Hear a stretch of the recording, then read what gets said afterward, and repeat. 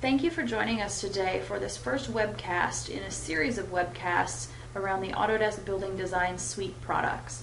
Today we're going to take a look at Autodesk Showcase. My name is Kim Eicher. I'm an application engineer with TPM in the AEC industries. Autodesk Showcase is one of those products that is included in all of the Building Design Suite packages from Standard, Premium, all the way up to Ultimate. So we thought it would be a good idea today to just get a high-level overview of what can be done with Showcase and how it works. So I'm going to go through the agenda here. We're going to take a look at the Suites workflow, which gives us the ability to take our project out of a product like Revit or AutoCAD and quickly move it over into Showcase. We're going to look at what we can do with the environments and backgrounds in Showcase, the lighting and shadows. There are visual styles we'll take a look at, and also creating cameras and animations. One of the most powerful tools in Showcase is the ability to create design alternatives for different material options and visibility options. So we will look at that as well as the presentation output. Showcase uses what's called a storyboard slideshow, and we will take a look at that as well. So with that, I'll move right into the demonstration.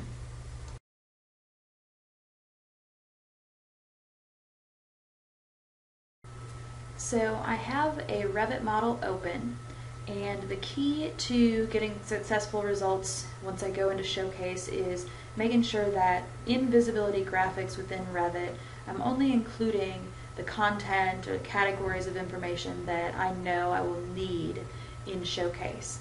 Showcase will also export or bring in one 3D view. So whatever active 3D view you are in, that's what you're going to see once you bring it over into Showcase. Then I want to use what's called Suites workflows to get this file or this project over into Showcase. Those are going to be accessible through the application menu in Revit. So I'm just going to pull this down, and you can see there's a Suites workflow option down here. So in the Suites workflow, it's not just Showcase that we have the ability to kind of export this model to. 3ds Max is one of those products that has been very much integrated into the Suites as well. So you can see you've got some options for 3ds Max. What I'm going to do is I'm going to take this into a realistic presentation in Showcase. So I would hit this option. It's going to give me some kind of predefined settings for what Showcase is going to expect. I'm not going to take us through that process. I've got it already open on the Showcase end, but this is the workflow that I would use. Suites workflow, and it's a matter of a couple of clicks of a button to get that into Showcase. So then if we take a look at this model on the Showcase end, now I've been playing around with this model this morning, and I have turned things on. You can see that there's some site or some patio area and some entourage with the trees that have been turned on. Playing around with different views.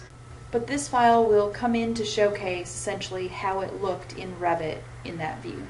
First thing that you'll probably notice is the background that is in here. I was playing around with the backgrounds this morning, and the way that those backgrounds get assigned is down in the tool area down at the bottom. So I had turned on this green grassy area in the background, and there's actually a library of background environments that we have to choose from. You could also create your own background by using an image file if you choose to do so.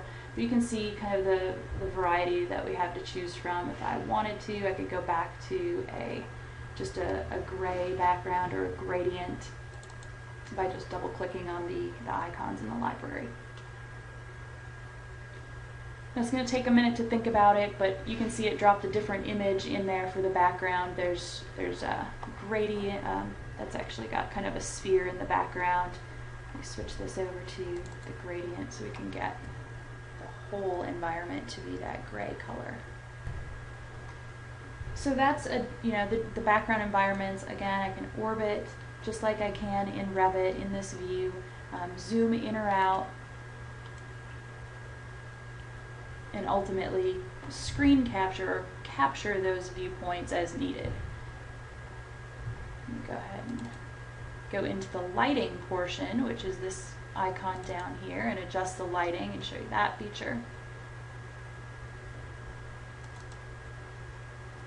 So really you have the ability to, it's pretty simplistic, especially in terms of, if you're familiar with Revit and 3ds Max, this is going to be one of those tools that you don't have to necessarily know a high-end CAD application or the 3ds Max design to be able to get some great results out of Showcase.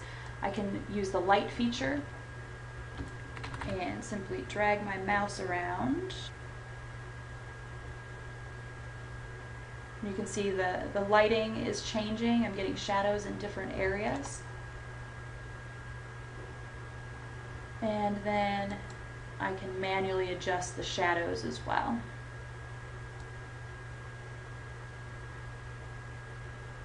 Just by dragging my mouse in the environment. And then you can see we have a level of brightness that we can control on the scene just by dragging the slider bar. Okay, so moving on from the lighting, the next feature that I explained was to be able to have the ability to change the visual style or the representation of the model. So the next button down here is going to control that for me. I do have a library of visual styles. And there are some realistic styles which are going to give me shadows, ambient lighting, and the combination of both.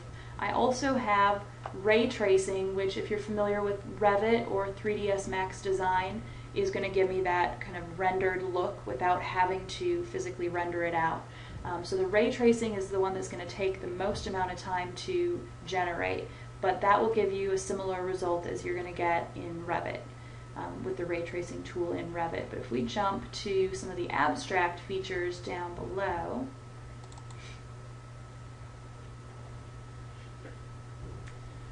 this is going to allow you to give that kind of art, sketchy feel to the model without really a whole lot of added work. I'm going to go, so there's a realistic, so you're getting some of the realistic materials. One of them was a little bit more of just a shaded view, and there are some more that are kind of more cartoonish. Just give you a feel for what these look like.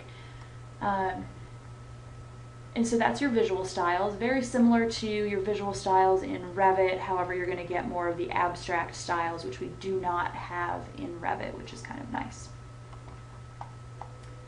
Okay, and then if we take a look at, let me put this back to what it kind of started at, which was both shadows and ambient lighting.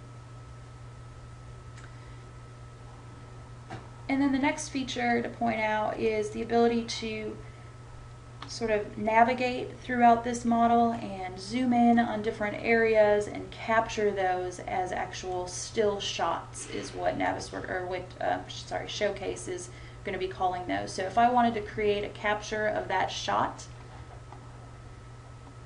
I do have the ability to open up all of the shots that have been created in this project. So you can see down below or down in this area, I've got some shots that have already been created in the project. I'm going to open up the shots menu or palette that's going to show up and show you some shots that have already been created. And what you can do with these shots is actually apply transitions between them. You can assign a certain time that you want playback to happen on that shot, so that if you have multiple shots, so like here if I go between shots, there can be a transition of a certain amount of time, and I can go back and play them in order.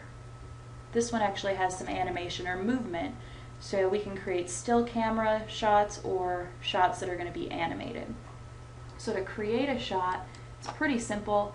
You just basically zoom in on the area, kind of get your view the way you want it to look, and in the shots panel up here where it says create, I just go ahead and tell it, am I creating a still shot? For cinematic shots, you have the ability to do a zoom in, a zoom out, or you can orbit in that shot. But a still shot is just going to be a matter of giving it a name, telling it the duration that you want it to pause on that shot, and whether or not there's any transition, or are you just cutting directly to that shot.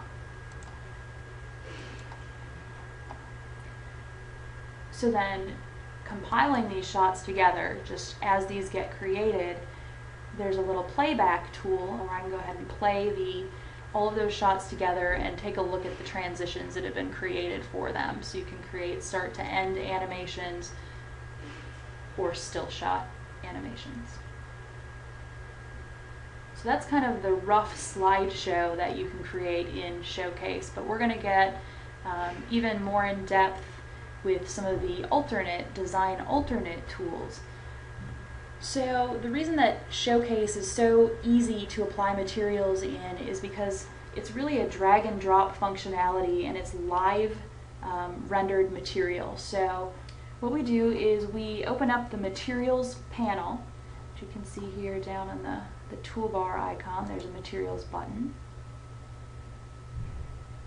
And this materials panel shows me all the materials that are currently in this Showcase project. So you can see materials that are in the scene currently being used.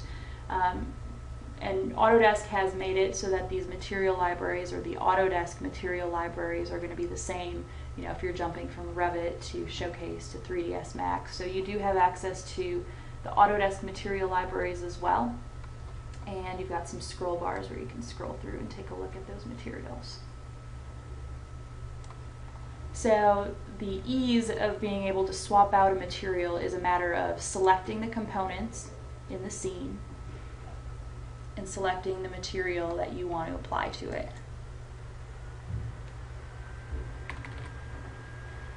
So you can see how quick and easy that is. Now what Showcase allows us to do is create these material alternatives or visibility alternatives quickly, capture those in what are called design alternatives, and then be able to put those into our storyboard at the end of the project. So if we look at what we have available for alternatives. So on the story pull down, I'm just going to open up the alternatives panel, and you can see that on the right hand side we've got alternative lineups. The very first category is having to do with they're categorized in the exterior part of the building, and then there's an interior portion of the building, and these would be material lineups. So what that means is, let me go ahead and open up an interior shot. What that means is I can go ahead and take a look at the kitchen on this project, for example.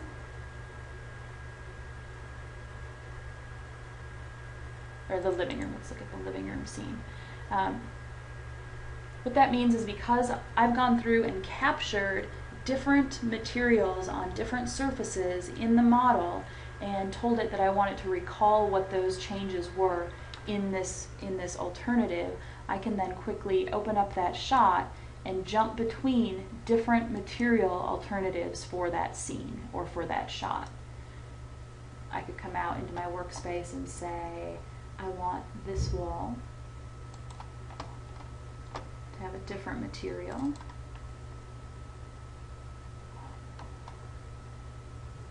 Throw some crazy material on that.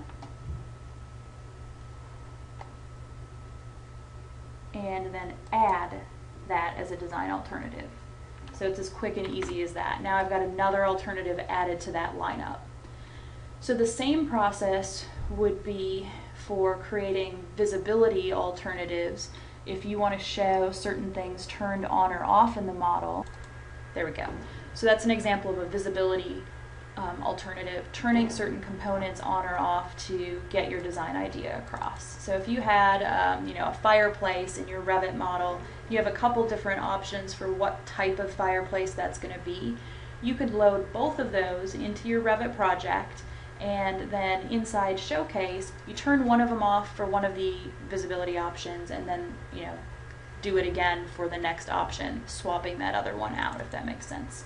Okay, so moving on from that, I think what I'll show you next is, and kind of the final tool that I was going to show you guys, is the ability to create a storyboard along with a slideshow. So the storyboard is going to be for your kind of final compilation of all of the slides that you've created, all of the design alternatives that you've created, whether it's material alternatives or visibility alternatives, and then finally to be able to to put that all together into that kind of presentation quality message to the customer or the end user.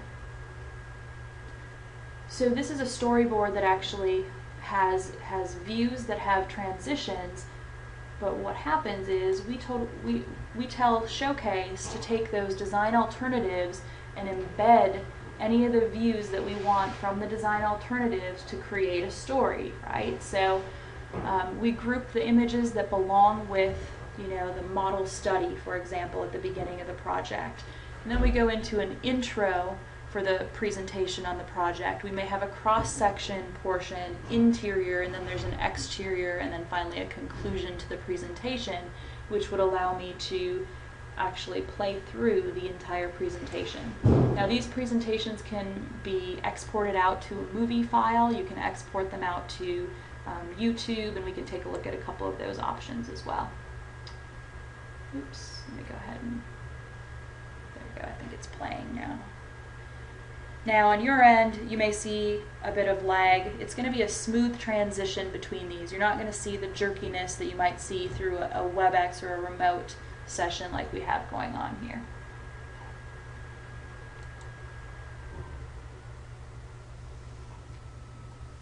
So you can see the highlight, hopefully you can see the highlight where it's jumping from view to create this story about the project. So now we're through the model study going into the intro portion of the storyboard.